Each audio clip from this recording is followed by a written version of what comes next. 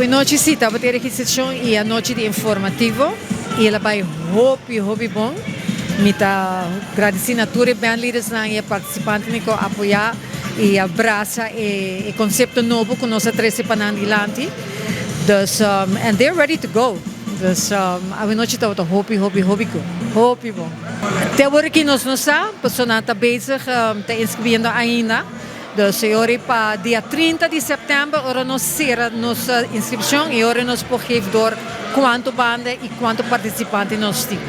Dus me sei que era corretor ainda nós temos até 30 de setembro e nós será inscrição. Hasta e sunan que vai fazer Caiso Festival, que Caiso vai ter outro ano 26 de janeiro. Inscrição para esse tambe será dia 30 de setembro. Então, não quero que do outro ano você não participe, não. Nós mesmo temos turcos para 30 de setembro. Maneira passar, nós arquividor acaba de prensa, nosso concepto também está live streaming e para toda gente, full Aruba, full mundo, toda gente que está por participar ou por sentir o calor de todo o músico. Então, nós vamos fazer aqui live streaming por nada, para não por também sentir maneira não estar aqui junto com o músico, junto com o cantante favorito também. Depois de pré-final, nós vamos over no sacamento de finalista. Esse aí nós vamos dar depois de 2 dias de Zoom.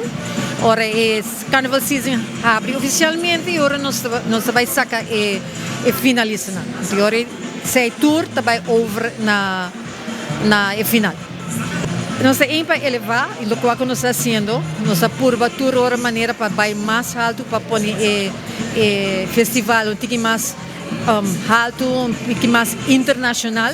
E essa aqui é uma maneira de pôr hopi internacional para sobreuntar somente nos islas também aqui, mas também aqui Holanda, América, Trinidad. Todas as islas que estão de nós também porta live stream. E assim nós vai puxar para nós artistas, para eles são young, para sobre nós aim também para são young join o festival e para mostrar não talento e não talento também chega para fora. Para preferir nós não ainda. Maneira não será e agora nós podemos ballpark figure para quanto para noite. Para estar dia 7, 8 e 9.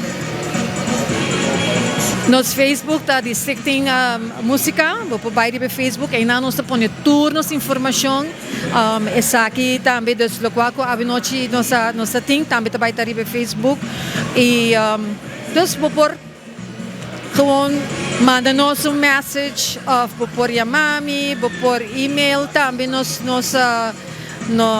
qualquer coisa, pergunta que eu tenho, nós estamos available para você anytime.